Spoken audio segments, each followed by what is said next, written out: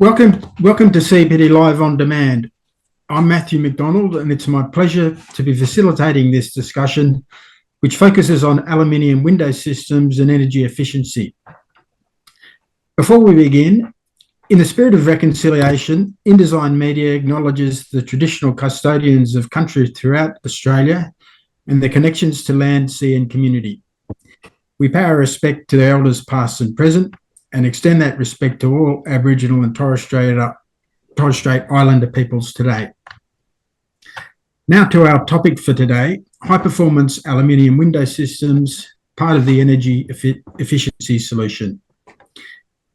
Acknowledging the significant role it plays in the broader task of carbon abatement, the most recent update to the National Construction Code includes changes relating to the thermal efficiency of Australian homes. Effectively, it requires them to meet a minimum energy efficient rating of 7 stars under the nationwide house energy rating scheme. In this session of CPD Live on Demand, we focus on these very products, beginning by explaining how well-designed windows and doors can improve thermal efficiency. Our speakers will go on to explain how to ensure you choose the right products for your next project. By the end of this session, you should be able to define the term U-value, define the term solar heat gain coefficient, describe conductive heat, outline the characteristics of aluminium frame systems, and outline the benefits of insulative glass units. Today's discussion, which is scheduled to run for 50 minutes, meets all the requirements of the various state and territory architect registration boards and can be used for formal CPD points. Please remember that to qualify for these points, you must remain online for the whole presentation and complete the assessment questions, which are supplied on the CPD On Demand website at its completion. I would like to welcome our speakers for today, Arnel Shyam, Doug Stewart, and Farzan Nagshine. Afternoon, everybody. Afternoon. Firstly, Arnel, could you tell us a bit about AWS? What does your business do and who are your clients? Well, firstly, Matthew, on behalf of AWS, thank you very much for having us on. Really appreciate the opportunity. So a little bit about AWS, or Architectural Window Systems. So we started off in 1995. Very proud to be celebrating 30 years in the industry next year. It's a big milestone for us. In that time, we have quickly become one of the leading suppliers of aluminium windows and doors, supplying both residential all the way through to various commercial systems. Our products are manufactured by over 200 independently owned and operated fabricators all around Australia, giving us a good spread around the country. One of the things we're probably most proud about is our systems are all designed, tested, extruded, manufactured right here in Australia. And ultimately that gives us very good control of our supply chain. So whether it's coming down to lead times on supplying the product, but of course, ultimately quality control on our systems.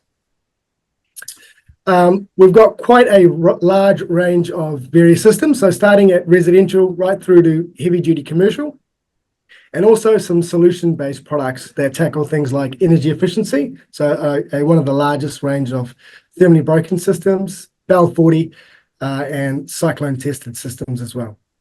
Because we're able to do everything in-house, we can also do custom solutions for those unique projects that require so. In terms of our facilities, we've got a few facilities around Australia. Here in Melbourne, we do extruding and powder coating. Brisbane, we also do extruding powder coating. Sydney is our head office, where it all really began. Western Australia, where we can also do powder coating, and Adelaide as well. So it's just a bit of a overview on AWS. Great. Thanks, Arnel. So now to our discussion. Sticking with you, Arnel, could we begin by outlining Australia's carbon emission targets and the role that low energy buildings will need to play in ensuring we meet these targets? Okay, so as we are probably aware, there's been some quite big changes in the new 2022 version of the NCC. One of those major changes which influence windows and doors is going to be this move from what used to be a minimum 6-star NatHERS energy rating for homes will now become a 7-star minimum. Now, in addition to that, there's a whole new whole of home annual energy use budget that's also going to be introduced. That will be looking at things like heating, cooling, hot water systems, and lighting. Now, the goal of this 7-star initiative is essentially there to help us reduce greenhouse gas emissions from new residential builds. And that in turn aligns with Australia's objectives to achieve zero carbon ready buildings as early as 2050. So a bit of a background on that.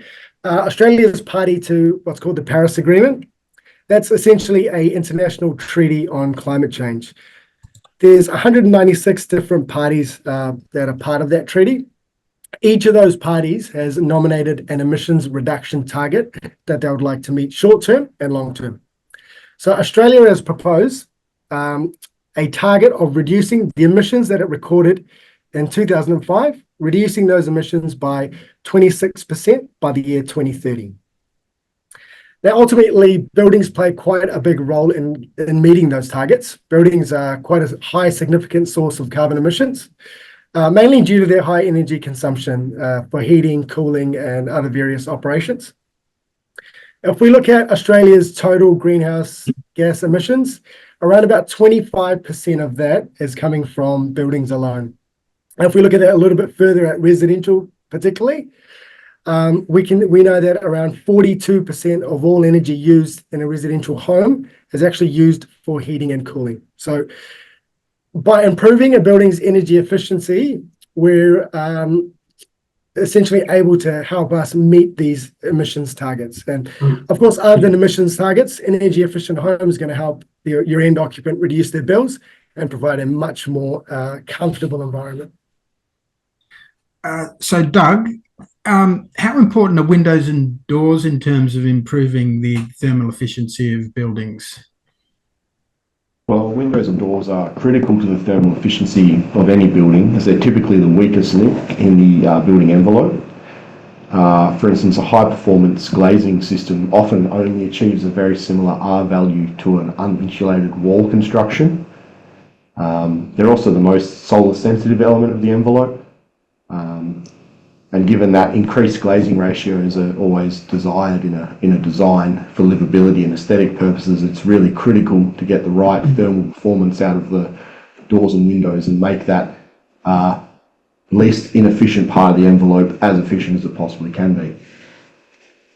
Okay, to you, Fazan, could you talk us through the government-led initiatives to improve the energy efficiency of windows? Firstly, NatHERS.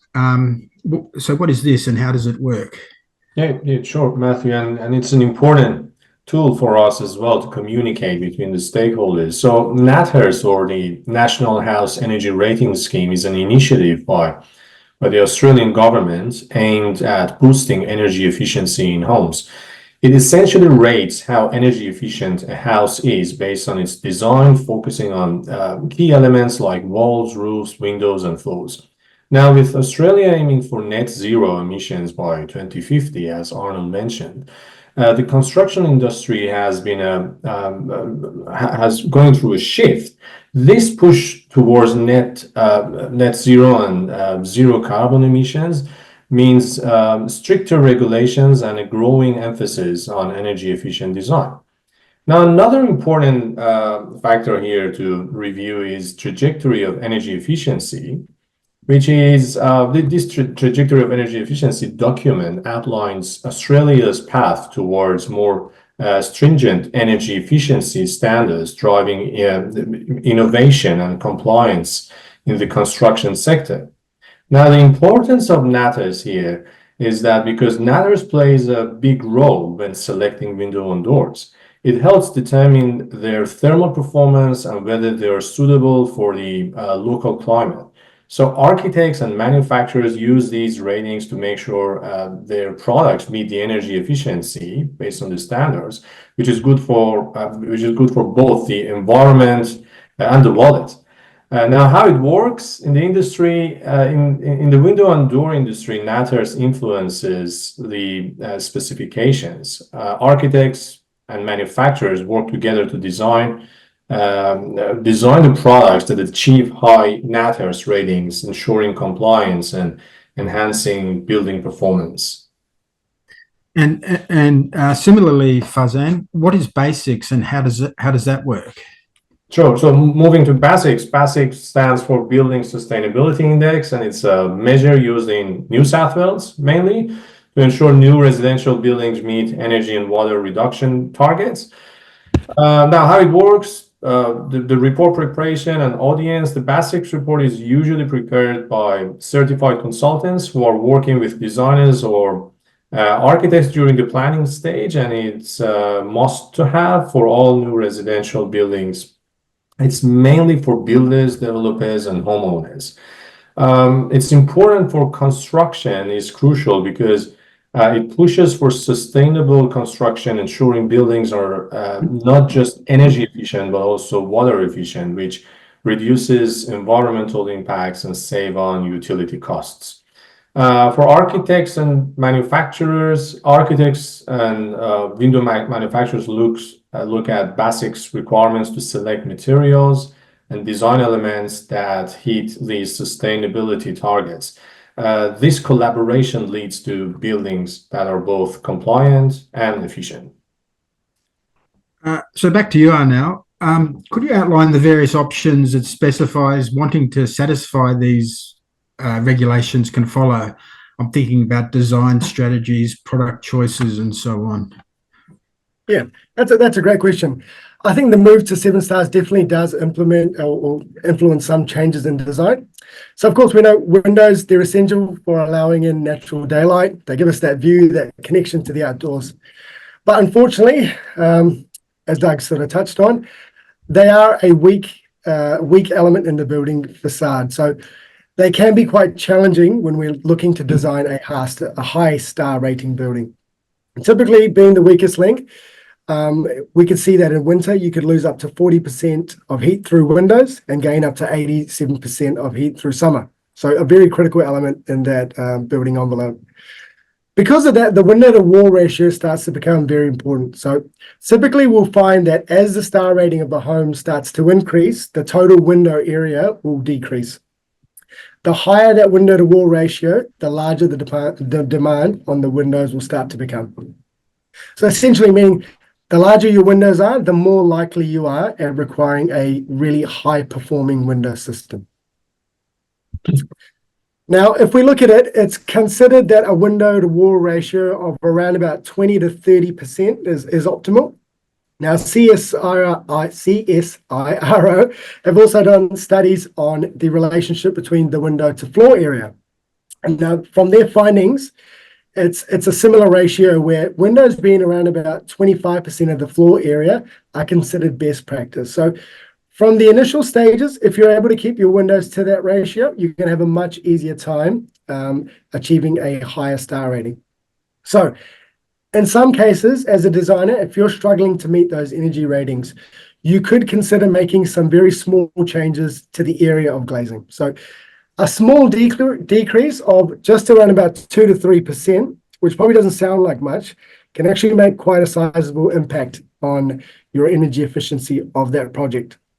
Now, given the window to wall ratio, we kind of believe that designers have 3 sort of pathways that can go down from the initial concept stage. So your first option would be if you want to create buildings with large amounts of glazing, so maybe above in the higher 30% range, you'll have to start considering a really high performing window system. So that's a system with a very low U value. There's a few systems already on the market, like thermally broken and embedded frames, which will help you greatly lower those U values for windows and doors. Your second option would be that if you want to continue to use less efficient window systems, then you're going to really need to start reducing the size of those windows and openings. So starting to get to those lower 20 to 25% glazing areas. And then your third option, which I think is really what 7 stars is all about, is that as designers, you start considering your building orientations really early in the design phase. So start considering your local climate, your weather, and design for that. Just the orientation of the glazing itself can have quite a considerable effect on the star rating of a home. So, for example, if you have a lot of glazing in the east and west, that can actually cause star rating problems because it can increase your cooling loads from the elevated amount of passive heat that you're getting through those windows. North glazing can obviously be very beneficial when you're facilitating passive heating in cooler climates. South facing can sometimes be useful in warmer climates, but obviously not in the cooler climates. So if you start considering those things very early on in your design, you will have a much easier pathway to achieving a high star rating. Okay, thanks. Doug, can you tell us what is meant by that term U value, and why is it important for architects to understand the term? The U value measures the rate at which heat is transferred through any material, and it's measured in watts per square metre Kelvin. In Australia and other countries where the SI units are adopted, you might see the measure of BTUs per hour per square foot in some literature. Those figures don't apply to modelling done in Australia. In simple terms, the U value tells us how good something is as an insulator. It's the mathematical inverse of an R value, which I discussed previously in comparison to comparing glazing and wall systems. So if you're used to looking at insulation and wall types and focusing on finding a high R value to indicate high performance, when you're looking for an improved window performance, you're actually looking for a lower U value. When considering doors and windows, you may sometimes see the term UW or whole of system U value, and that refers to the combined U value of the glass and the framing as one window element. It's very important to understand that difference because the U values of glasses by themselves are often noted in literature, and they can be significantly different to the U value of the whole window when that glass is applied. So yeah, it's very important not to do your modelling on the basis of glass-only values without considering the framing elements. Okay. And similarly, could you define and explain the significance of the term solar heat gain coefficient, or SHGC? So the SHGC is the proportion of direct and reflected solar radiation that's emitted through a window. It can be through direct transmission or through the absorption and re-radiance of solar heat to the inside of the building. SHGC values range from 0 up to 1, so they're a proportion. An SHGC of 0.5 represents 50% of solar radiation passing through the window, for example. So once again, the lower the SHGC, the less solar heat passes through and the more shading is given. Visible light and solar heat are often very close together on the electromagnetic spectrum. So usually light transmission and SHGC go hand in hand, and darker and more reflective glasses have lower SHGCs. So if you think of typical window tinting on your home or your car, you'll understand that relationship. There are now modern glass coatings which block more solar heat without blocking so much visible light. And this is known as improved selectivity. So you might see in some data sources that there's a selectivity measure, which is telling you whether the SHGC is being controlled in relationship to the visible light to a more or lesser extent. Some other terms you might see around are G value or G factor. It's basically the same numbers, just different names for different jurisdictions. Just like U values, your SHGCs are modelled for your whole of the window, and so you'll see whole system SHGC or SHGCW, and it's important to look for that number when you're doing modelling. Another number that often appears very close to SHGCs in literature is the SC, or shading coefficient, and it's a number that refers to the proportion of solar heat that passes through a glass relative to 3mm clear float glass. It's a very old-fashioned way of explaining the performance of glass. We don't use 3mm clear float very much at all anymore. And yeah, once again, important not to put that into your modelling instead of the actual SHGC. Thanks, Doug. Back to you, Fazan. Could you outline the various climatic zones across Australia? Sure. So there are 8 main climate zones here in Australia. In order: hot, humid summer, warm, humid summer, hot, dry summer, mild winter, mild temperature, cool temperature, and alpine. What's fascinating is that Australia has some of the most variable climate zones within one country. This means we have a range of climates from tropical in the north to alpine in the south, and this diversity requires different building standards and practices to ensure comfort and efficiency. Same with building materials. So if a building material is practical in zone A, doesn't necessarily mean that it will be effective in the other climate zones. So that's something very important we need to consider. Okay, so how do these zones affect window and door specification? Firstly, again, you Fazan. Sure. So I can possibly classify this in 3 different areas. First, I'll start with design, in design differences. Because of these diverse climates, windows and doors are designed differently.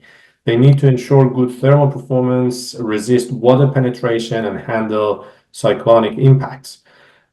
The second area would be installation methods. Installation methods also vary by climate zone, since different regions may need specific techniques to tackle their unique environmental challenges. And also window to wall ratio or window to floor ratio for residentials. The window to wall ratio is another aspect influenced by climate zones. This ratio affects how windows are designed and placed to maximize energy efficiency and comfort.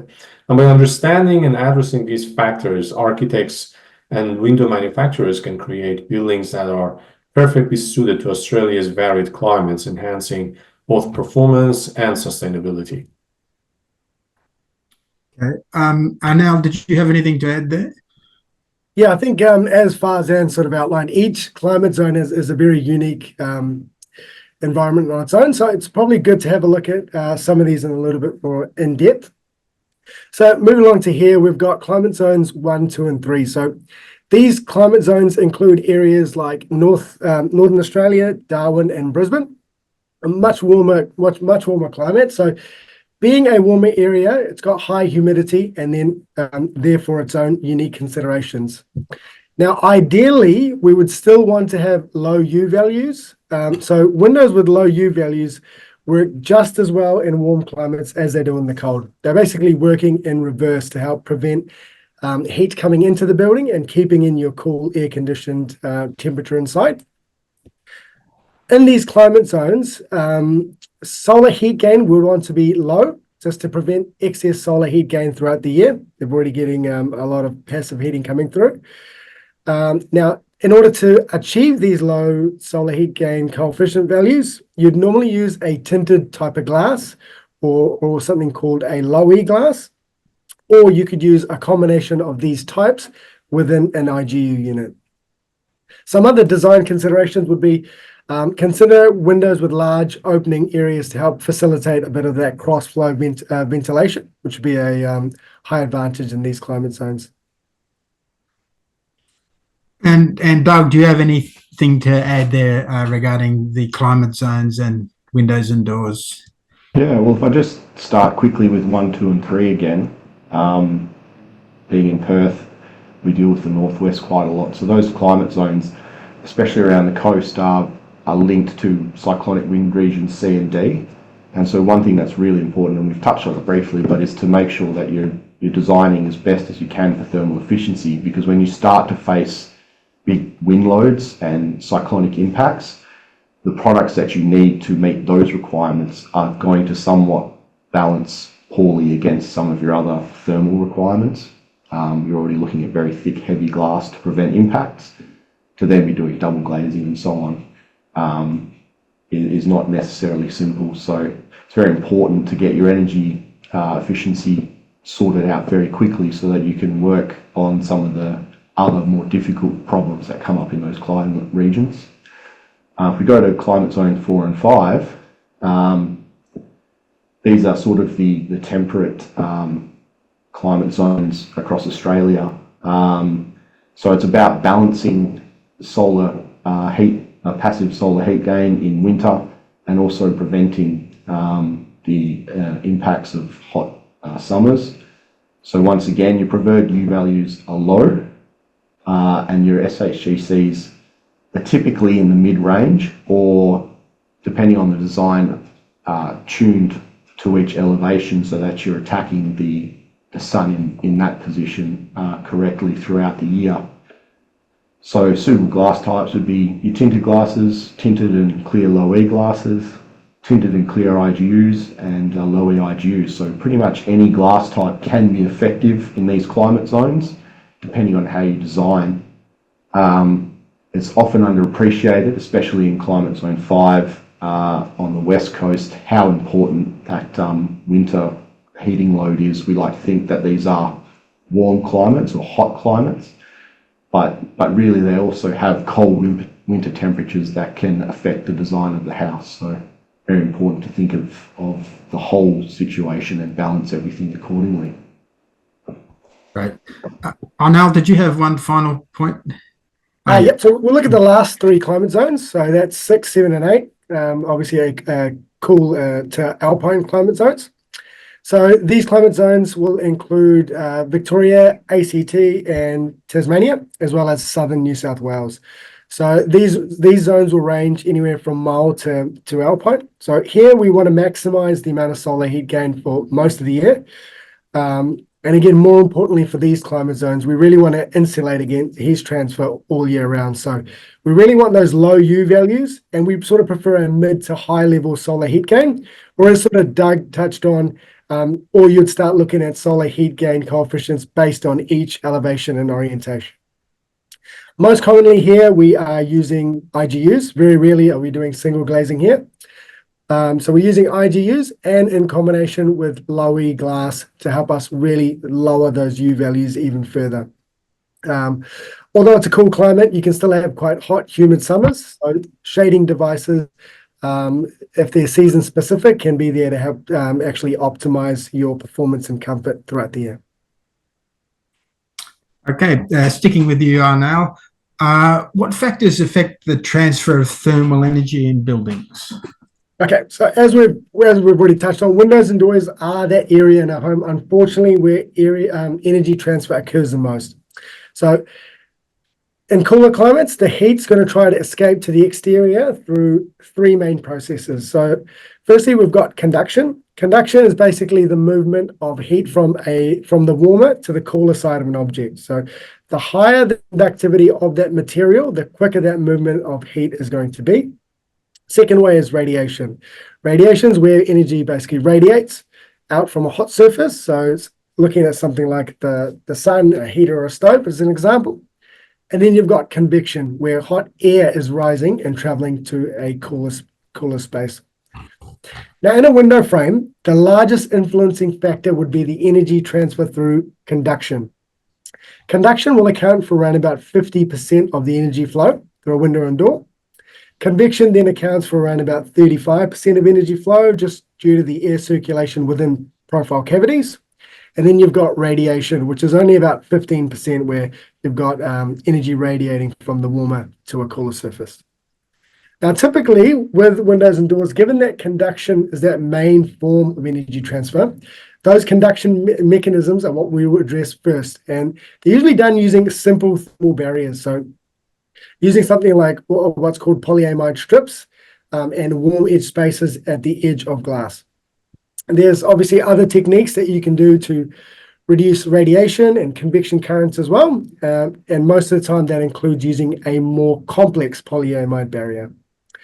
But designers can be pretty confident that the range of thermally broken and glass solutions currently on the market today will help to greatly reduce those conduction, convection, and radiation, ultimately lower and improve those U values for windows and doors, and also tackle things like condensation. Sticking with that, other factors that influence it is the actual material or the type of window that you're using. So the material is going to greatly impact your product thermally and structurally. Other factors like the components, so the type of hardware, the type of glass, the spaces within those glass units, and of course the inclusion of those thermal breaks and barriers are going to greatly influence your thermal performance.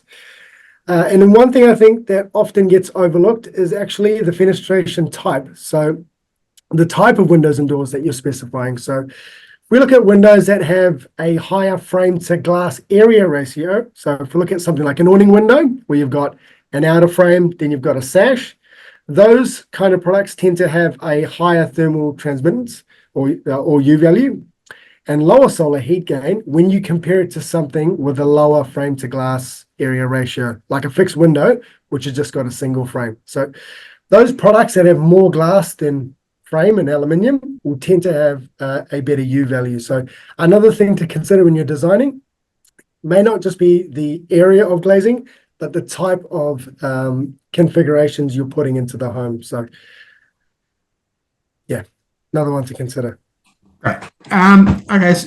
So considering all those points, could you talk us through the various types of window and door framing systems available and outline how each of them rate in terms of thermal efficiency?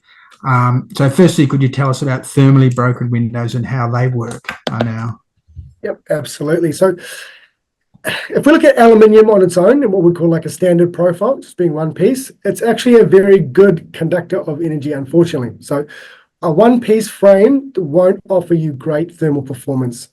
What a thermally broken frame is, it's made up of two separate profiles, one internal, one external, and they're then joined together using a polyamide strip. So polyamides are essentially a type of thermoplastic. They've got really good thermal insulation properties and reduce the energy transfer from that inner to outer profile or vice versa. So in this slide here, we've highlighted it there in the green. That's the thermal break within the frame. I can confirm that in reality it is black, just for the purposes of highlighting it's green. But basically, yeah, so by separating these two aluminium profiles, we're saying that heat or energy can't effectively be conducted across that barrier. Now, a thermally broken frame, when paired up with a really high-performing IGU unit, will typically give you the lowest achievable U values for an aluminium frame. So basically the highest performing products. Okay. Embedded frame technology is another area we've seen some progress in. Firstly, could you explain what is meant by embedded frame technology and how does it help to reduce energy consumption?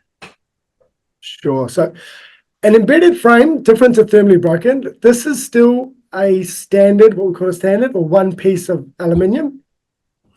The difference with this frame is it's got an embedded installation method. So it uses a inline timber reveal that basically covers up and naturally insulates the interior of the profile. So by covering up that aluminium on the inside of the building, you're able to significantly minimize the amount of exposed aluminium and then therefore reduce the heat transfer coming in and out of the building. So these type of frames can typically give you values very similar to thermally broken. Not only do they have a great energy rating, but because they have that inline timber reveal, which covers up the aluminium, you get a really minimal aesthetic. So less aluminium and maximum amount of glass, which is aesthetically quite nice. They're probably seen as a cost-saving alternative to thermally broken frames.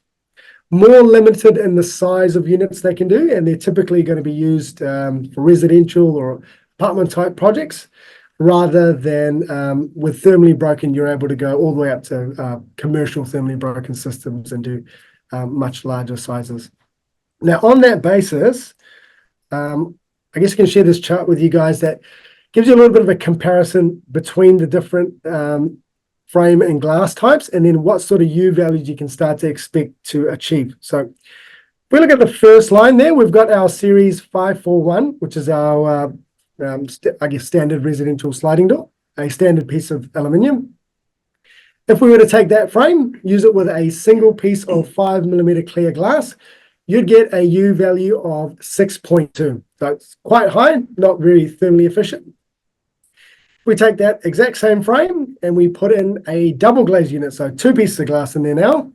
You can lower the U value down to 4.1. So you're starting to improve that value. Now, if we take that same unit again, but then change the glass type to a low E, a much higher performing glass type, we'll get that U value down to 3. And that's sort of the most you're going to get out of a standard aluminium section. So if you're looking to get those kind of U values, that's the most you're going to get out of a standard section. And in order to lower the U values further from there, that's when we got to start looking at these embedded and thermally broken systems. So the next one down is the AWS Series 759. That's our embedded sliding door. If we take that and use it with a low E double glazed unit, then we can start to bring that U value down to 2.4, which is starting to get really good. Lowering that further, we would move to the thermally broken, and that would get it down to around about 2.3.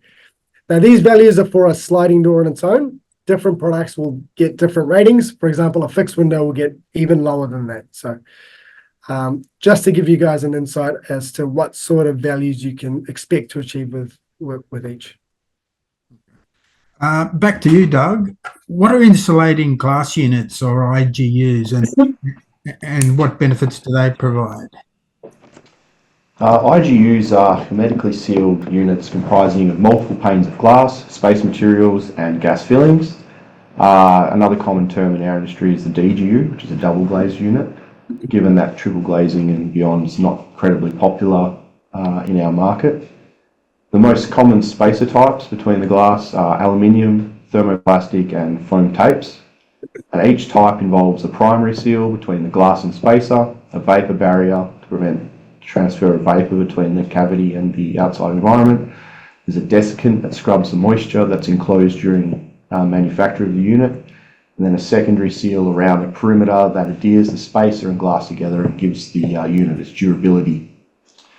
Ideally, the space between two panes of glass is going to be 12 to 14 millimeters, with diminishing returns in performance if that gap is made any larger or smaller. And I'm talking about the U value performance, insulating performance of the unit in that case. That gap can be filled with inert gases like argon, krypton, xenon, although most commonly argon, and these further improve the U value of the unit. There are also a number of secondary benefits other than the immediate insulation benefits of the cavity. In cold climates, the internal pane of the glass is kept much closer to the internal ambient temperature of the building, which can reduce condensation.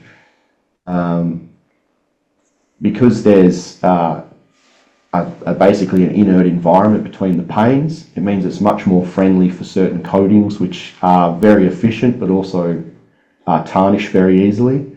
So your most high performing low E coatings can only exist in an IGU, and these coatings are very, very good at reducing U value and also SHGCs without attacking too much of your visible light. So you can now have very, very high performing glass that doesn't have the same level of tint that you would be seeing in years past. Another benefit is you just have more substrate bodies and surfaces to play around with, so you can mix your tints, your coatings, interlayers, acoustic interlayers, coloured interlayers, printed interlayers, and in all sorts of combinations that you can't get when you're only dealing with one piece of glass in a single glazed window. Your acoustics can be improved by an IGU, but it's very important to understand that the gap that works for thermal insulation doesn't really attack acoustic attenuations at all. So a basic double glazed unit of say 2 pieces of 4, 5 or 6 mil together doesn't really outperform any single laminate glass by itself. It's only when you start adding extra acoustic interlayers, mixing thicknesses so that you're attacking different frequency ranges, and then thickening the glass and ending up with, large mass to absorb sound, that you really get the benefit of acoustics out of IGUs. So you just have to be careful that a simple switch to double glazing doesn't always mean that you're improving the acoustics of the window straight away. Okay. How important is shading in terms of energy efficiency and reducing carbon footprint, Doug? Shading is incredibly important in terms of energy efficiency, as the sun's a very powerful source of heat, which can be unwanted, particularly in hot climates, but can also be very useful for passive heating. So Farzan talked a little bit about the methods of transfer, not Farzan, sorry, Arnold, talked about the methods of transfer, and from a perspective of heat loss, radiation's pretty low down on the amount of heat that you lose from your building, because generally you're not radiating heat from internally. But when you're looking at heat gain, radiation is a huge source of heat gain for a building. So having a shading element can really cut down on that heat in summer. But also you can position that shading element to give you passive heating in winter. It also is important to think about your shading elements, because you can reduce the solar control requirements of the actual window system behind that shading element, which can reduce the overall cost of your glazing and the overall cost of your build. High performing glazing typically possibly more expensive than simple shading elements. You could also end up with a clearer glass for those windows, so the outlook through windows is improved, and it also allows you to consider larger glazing areas. If you're shading them with something on the external building, then you can increase the area as you're already reducing the solar heat through that window. And there are some situations where the external shading elements can also really improve the comfort of the building. And it's hard to see these things in modelling, but it does happen in practice, where glazing with a low SHGC value is trapping a lot of heat locally in the glass. And while that might model out as less transferred to the building and lowering the cooling loads overall, very close up to that window, even on the inside, you can get very high radiant temperatures over a short distance. So if you're looking at a living room where you want a couch near a window, or an office with desks near the glazing, things like that, if you're relying on the glass to cut out a lot of direct radiant heat, it can create a comfort issue locally. So having that shading on the outside of the building instead of in the glass can be very useful. Right. Now, how important is ventilation? Ventilation is very important and sometimes a little bit overlooked as to what benefits it can provide. So ventilation, of course, is controlled airflow. So the first thing it will do is help us to reduce the need for air conditioning. So that in turn helps with the energy consumption overall. Good cross-flow ventilation's very important in improving our internal air quality. So sufficient ventilation will help keep your oxygen levels at healthy levels, and it's really been proven to give positive effects on not only just the internal environment of a home or a space, but also the health and productivity of the building occupants. Especially if we look at things like improving concentration levels. I'm sure we've all been in a room before that's all closed up and you start to feel, quite fatigued. So our sister company, APL in New Zealand, they've done a large amount of research into the negative effects of high CO2 levels in classrooms and just how important air changes within a learning space can be. So air changes are essential when we consider our building design and what sort of mechanisms we choose to use to give us that ventilation. It's going to increase the comfort in your home. It's going to be generally better for your health, and also reduces the likelihood of developing condensation problems in the long term. Okay. Back to you, Doug. What is the window energy rating scheme? The Window Energy Rating Scheme, or WERS, rates the energy and energy-related performances of windows, skylights and glazed doors in accordance with the Australian Fenestration Rating Council protocols, which we largely adopt from the NFRC in the US. So the WERS list is basically all of these performance parameters that we've been talking about so far. U values, SHGCs, visible light transmissions of different window systems based on modelling of the glass and the frames together, and at standardised sizes and under standardised environmental conditions. So these WRS listings allow us to do comparisons between other WRS listed products, and they're also used in the calculation of overall building performance under the Section J calculators, NatHERS, BASICs and so on. It's very important to point out that the performance values listed in WRS are not necessarily comparable to values calculated in regions outside of Australia. So every window type has a specific size that we model it at. That size is not necessarily the size that is modelled in other jurisdictions, and so the frame to glazing ratios can be different. The weather conditions are also different throughout the world. So in Australia, we use one weather condition, which is the NFRC winter condition. In the US, they also have a summer condition, and the Europeans have a completely different weather condition that they model their products in. And a U value is not a static value. It changes depending on the difference in temperature between either side of the material you're rating. So it's very important that that value is the same when you're comparing products. So one place where that can be a problem is if you're looking at imported products. They may appear to perform in a superior manner to a product that you're looking at in Australia, but if it's modelled under a different system to the WRS system, then the values aren't comparable. So it's really important when you're doing your modelling and having all of your compliances checked that you are using a WRS rated product. Okay, so we're coming close to the end of our discussion. Is there anything else that anyone would like to add? Any points we've missed or closing remarks?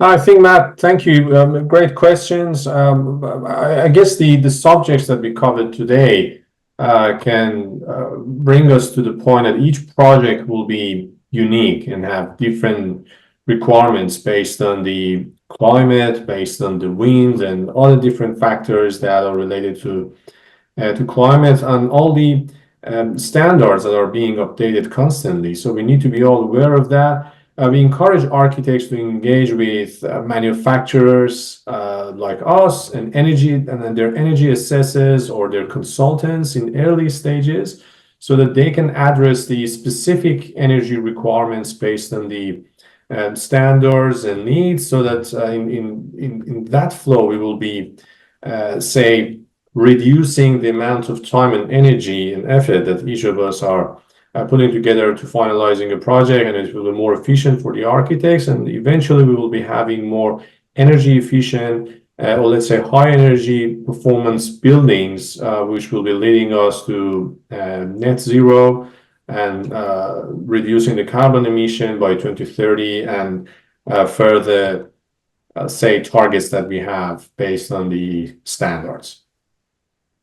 Okay, so that's it. Thanks everyone for your time and all those valuable insights. And thanks to our audience for your attendance. Thank you.